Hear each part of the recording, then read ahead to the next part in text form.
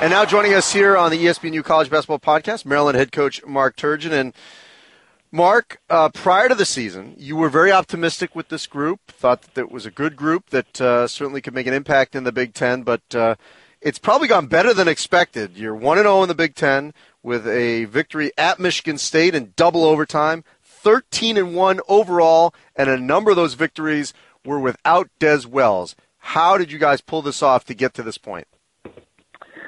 Well, Andy, we have good players, and it started in June. You could just tell that the old guys accepted the new guys, and the new guys blended in well with the old guys, and they were very coachable, and you just felt like you had a chance to be pretty good. But I didn't expect this, to be honest with you. And it's still early. We got 17 more league games to go, but for us to do it without Evan Schmott-Rich, and I think we played 7 games without Dez and went 6-1 and beat a good Oklahoma State team, in a almost full building for them. And so it's been fun. A lot of guys have stepped up. Different guys have stepped up for us each and every night. I think Jake Lehman's probably been the most consistent with Mello.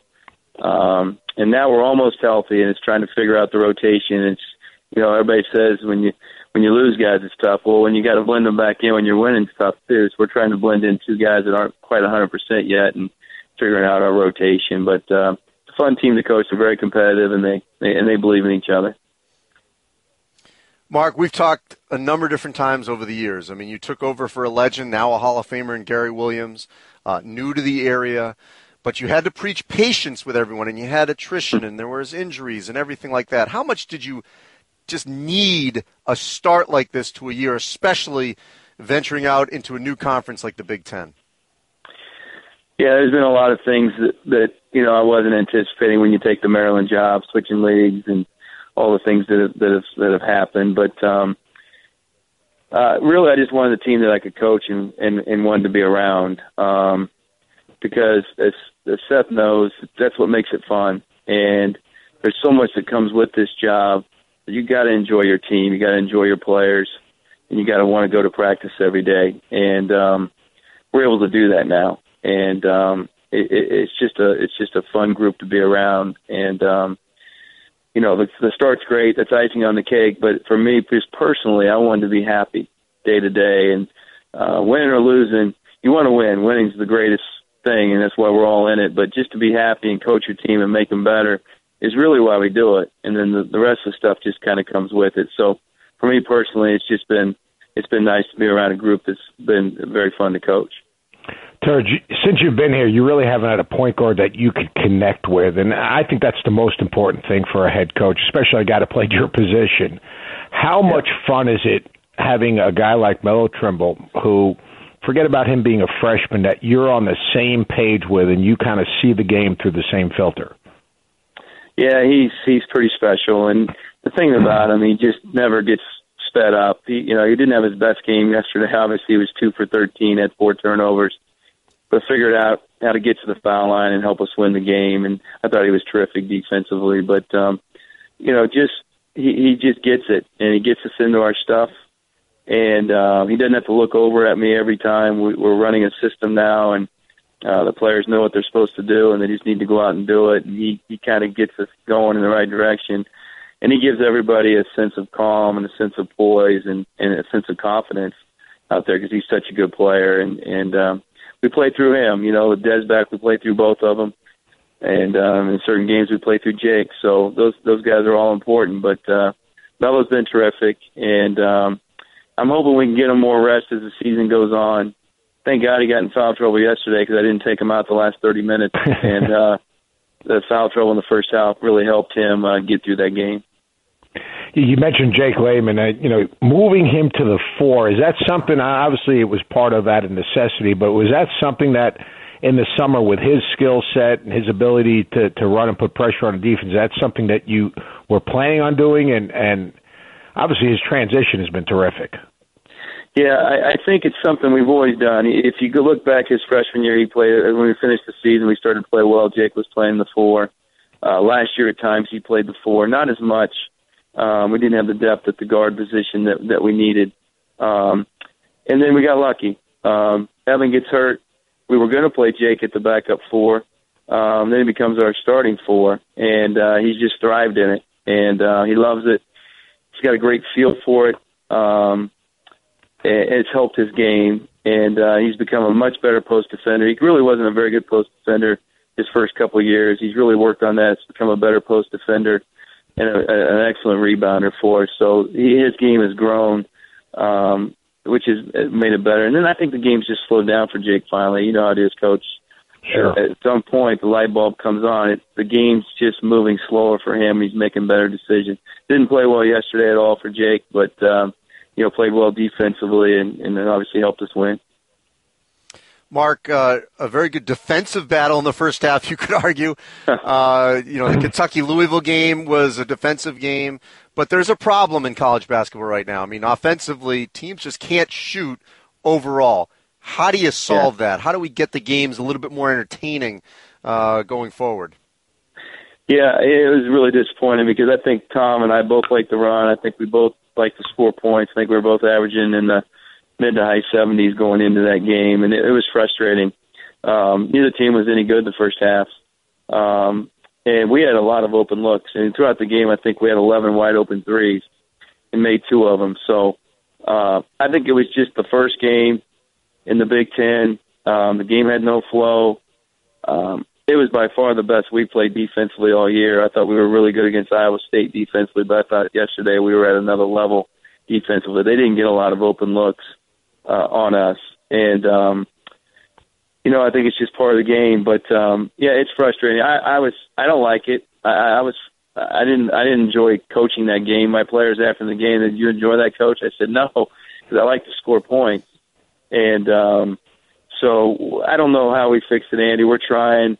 We got to the foul line a lot because they're calling more hand checks. I think that opens the floor up a little bit more for everybody. But we have good shooters. We just didn't shoot the ball well yesterday, and we shot it well. And obviously they were third in the country in three-point shooting going into the game last night, so they shoot the ball well too.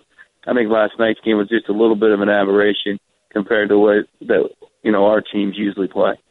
Well, you guys did a great job in defensive transition because, people don't realize it. I think one of the hardest things in terms of defending Michigan State is their initial push and their speed game. And you guys had great floor balance and basically took them out of their break in that skip pass, which, basically put them in a position that they had to run half-court offense. How about a guy that no one really talks about, who I think actually, as watching your team yesterday, DeMonte Dodd is going to be a really good player. Where do you see his progress, and how important is he to you guys moving forward into Big Ten? Well, he's huge for us because he has length, and DeMonte is unlike most kids today. He was a little bit short academically coming out. We felt like he needed a prep year. He went and did that for us. Then last year he kind of just waits his turn, and we were doing as well as everybody expected, and he just kind of waits his turn. Now he gets his chance, and he's just a sophomore, but it's a 2-year process for him, and you like to see it. He's just a great kid. He's a sponge. I just think that the great part about what DeMonte's doing is just his defensive IQ. Sure. His ball screen defense is tremendous. As you know, Coach, it's a big part of our game today, and he did a great job, ball screen defense. And then he was the one guy that could, with his length, could give Dawson fits yesterday. And then he rebounds at a level no one else on our team can rebound at. So he's really coming. His jump hook was a no, yes when it went in, and his game's developing. He's a hard worker. Him and Checo and John Graham are 3 of our hardest workers. During this Christmas break, they're really trying to get better. But both those big guys are huge for us because it gives us a little bit of a presence at the rim. Your one loss was against Virginia, former ACC rival. You played them multiple times last season when they won the ACC regular season and the ACC tournament. Now they're number 3 in the country. So you're one of the few guys that can offer an opinion from last year to this year. What's your how would you define the way that they've grown from last year to this year, and whether or not they can actually match what they did a year ago? Well, I think they're better, personally. I think, I thought Akil Mitchell was so good defensively, but they're able to play the big fella more. I'm losing my mind right now thinking of his name. Toby. Big Toby, yeah, he's tremendous, gives him length. can score, can really pass it. But every player's gotten better. Justin Anderson, his improvement from last year to this year is through the roof. Brogdon, you can go on and on. They've all gotten better. They have great depth. Heck, we couldn't get a shot up the first 5 minutes against them. Now, we didn't have Dez and Evan, but still, they're terrific. And, Tony's a good coach, and they have a good team, and they're very, very confident. I mean, just bordering on arrogant a little bit. They're so confident out there, and I guess that's what makes them what they are. I'll tell you, Mark, watching your team, it's fun to see a coach enjoy his team, but now as you move into the Big Ten, you get kind of settled into the ACC, the travel, where you're staying, where you're going to eat, your routine. How different is it for you and for your team moving into this new league? And, obviously it's stimulating as a coach, but, what are your concerns about moving into a new league? Well, it's hard. There's a lot of things. It doesn't feel normal. Unfortunately or fortunately, I've been coaching a lot of leagues, so it helps me a little bit. But, someone asked me a question on media day. They said, Coach, do you feel like you're going to play 28 non-conference games this year? And I thought that was a good way of looking at it, because we're just kind of getting used to it. And, I'm just glad to have a good team right now, and hopefully we can continue to grow and get better. But it's different. It's definitely different. But I really like the coaches. I really like the people that run the Big Ten. It's a great league, great coaches league, great players. And so I'm enjoying that part of it. But it's new. It's different. And, this summer I made my assistants, we divvied up the scouting and who they're going to have, and I made them scout last year's team. And so they'd have a feel, even though it would be a little bit different. And because you know how it is, you get in the grind, you don't have that much time. And so they have a pretty good feel. And I felt like we had a good feel for Michigan State because we did a scouting report on last year's team, a thorough one, and then another one preparing for this team. We did the same with Minnesota, who we played Saturday, and all the teams. So hopefully that'll help us as we move forward and be a little bit more complete in our understanding of the teams we're playing. Well, Mark, we appreciate it, and you guys are off to a great start.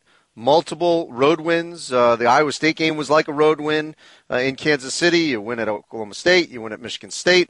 Off to a great win. We're thrilled for you. Now you just got to keep it up. So yeah, we'll try. Appreciate it, Mark. You guys know it is a grind, but we'll keep plugging. I appreciate it. All right, well, thanks for joining us, Mark. Thank you. Good luck, I guess. Thank you.